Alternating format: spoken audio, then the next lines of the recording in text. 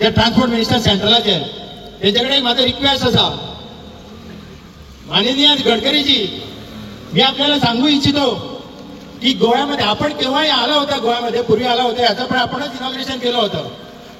पण इनॉग्रेशनच्या दरम्यान आपण मुंबईला पण पुण्याला पण भाषण केलं होतं. तेव्हा तुम्ही म्हटलं होतं की कुणी पण एक्सप्रेस हायवेला गाडी चालवतात तर 60 ते 70 किलोमीटर गाडी चालवल्याशिवाय कोणीही टोल नाही द्यायचा. माहीत आहे ना आपल्याला.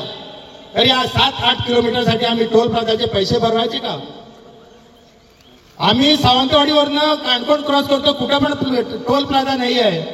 कशासाठी? हा तुम्ही ब्रिज जो बांधलाय ना तो आपल्यासाठी बांधलाय. कोणी त्याच्यावर जातात त्याचे पैसे की आम्हाला नाही, पण हा रस्ता आम्हाला उघडा पाहिजे आणि तो पण रस्ता आम्हाला उघडा पाहिजे. कारण ते 60 किलोमीटर कव्हर होत नाही, फक्त 7 किलोमीटर होतात. 7. आम्ही गुगल सर्च केलं तर 60 किलोमीटर होतात. 60 किलोमीटर आपण कव्हर केलं तरच आपण तिथं टोल प्लाझाचे पैसे भरायचे.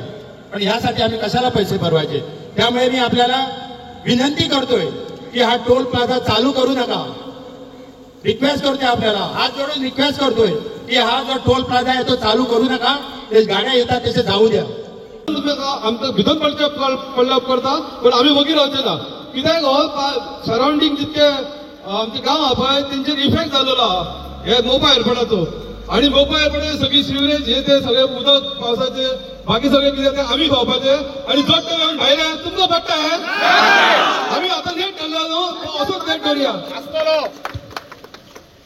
आम्ही स्वतः लेट डेव्हलपर कसं सोडपाचो ना. कळ्ळें मरे? उडयतात भितर उडया.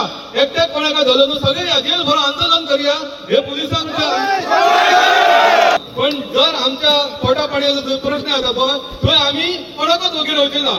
कित्याक आमकां ना तो स्टेशन पोचना ना आनी कोण आमची जमनी घेतली आमकां आपूण मोबायलचो मेळांक ना. त्या भायर तुमी मनमानी करतले जाल्यार ते आमी खबर घेवचे ना.